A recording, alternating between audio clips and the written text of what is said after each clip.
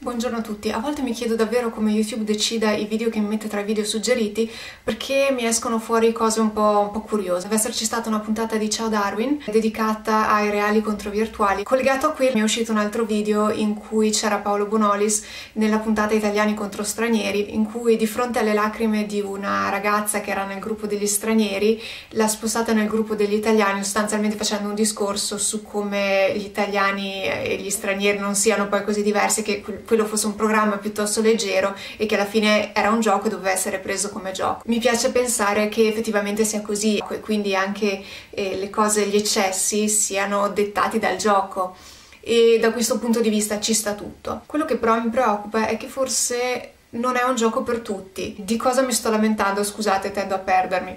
C'è stato il dibattito della parte reali contro virtuali. Alla fine il punto centrale della discussione era che per i virtuali i reali venivano dalla preistoria e per i reali i virtuali vivevano in un mondo che sostanzialmente non esiste. Il dibattito è stato vinto dai reali, ma secondo me non è stato vinto dai reali tanto per la motivazione che avevano, ma per il modo di argomentarlo. Ho visto da parte dei virtuali una tendenza che è quella che poi c'è un po' dovunque su internet, ad aggredirsi e insultarsi credo per il gusto di insultarsi. Più che la motivazione passava lo spettacolo, la scena, il tu sei un deficiente. Io sono molto carina sugli insulti, non erano questi i termini e i modi che hanno usato.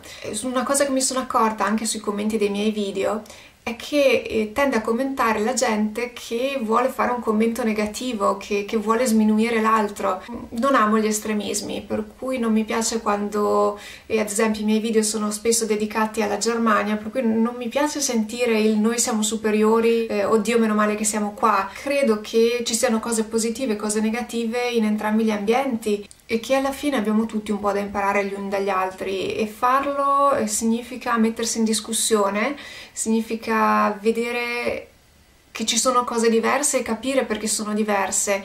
Il fatto di essere molto diretti nell'esprimersi porta ad offendere la gente. I tedeschi sono i primi a dire che a volte è veramente faticoso accettare tutte queste critiche. D'altra parte possiamo definirla quasi ipocrisia italiana, perché una persona può dirti sei fantastico, sei il migliore, però dopo quando parla col tuo vicino di casa dice ma guarda quel cretino, ma guarda quel... Per cui alla fine cosa cambia?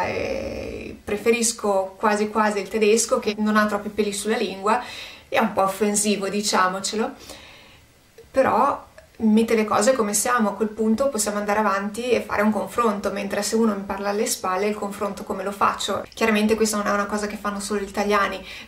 Ripeto, non so come YouTube mi suggerisca i video. C'era questa ragazza che era un po' in sovrappeso, era passata a una dieta vegetariana. Quindi tutti i vegetariani, oh, finalmente cercavano di darle consigli.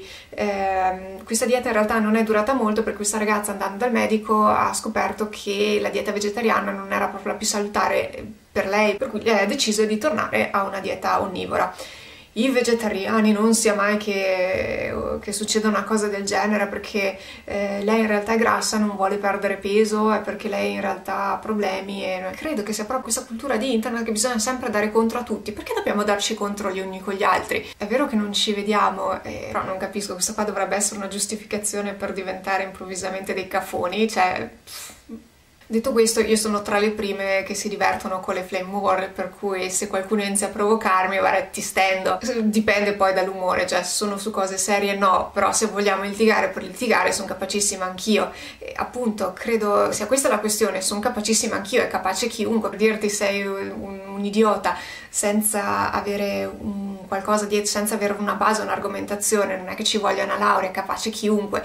Invece fare un dialogo serio, e soprattutto ancora prima del dialogo serio, cioè fare un dialogo in cui un dialogo non offensivo, a quel punto sì che si riesce a avere uno scambio, perché se anche fai un dialogo argomentato però lo fai offendendo, l'altra persona non ti ascolterà mai. Se lo fai per il suo bene, lo faccio per il tuo bene, lo faccio per allargare le tue conoscenze, non puoi farlo offendendo e dandogli del cretino, perché a quel punto, se davvero era questa la tua motivazione, è completamente fallito nel tuo scopo. Ecco, ero curiosa di sapere se sono l'unica a pensarla in questo modo, perché mi ritrovo spesso e volentieri ad essere l'unica che cerca di moderare un po' i toni, soprattutto prima di tutto sul mio canale, ma poi anche in giro, cioè quando leggo argomentazioni che sono trollate assurde, insulti gratuiti, sono la prima a dire no, fermati un attimo, perché questa persona me la stai offendendo, mi fa tenerezza, poverino che venga insultato. Ecco, quindi io suggerisco di iniziare a fare un gruppo di persone civili che si rifiutano di entrare, di discutere quando i toni si cominciano un po' ad accendere. Che ne dite? Può funzionare? O sono io che vivo nel mondo delle fiabe degli arcobaleni? A volte me lo chiedo. Questo per oggi è quanto, per cui se vi è piaciuto sentirmi parlare a vuoto, magari vi iscrivete e tornate a trovarmi la prossima volta.